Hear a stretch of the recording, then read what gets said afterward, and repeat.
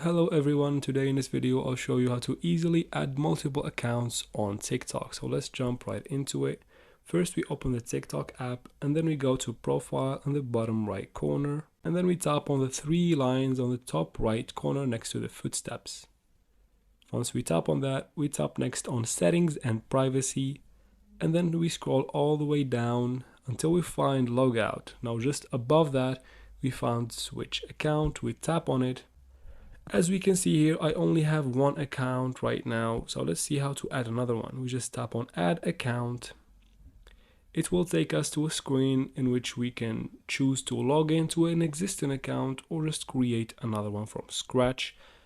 You can use multiple options here. You can choose to continue with Facebook or other apps. For me, I'll just use a phone number. Once we choose an option, we just continue to fill in the information. It will ask you to continue until you're done creating that account or just logging in. Once you're done, just go back to settings and privacy. From there, we go back to switch account.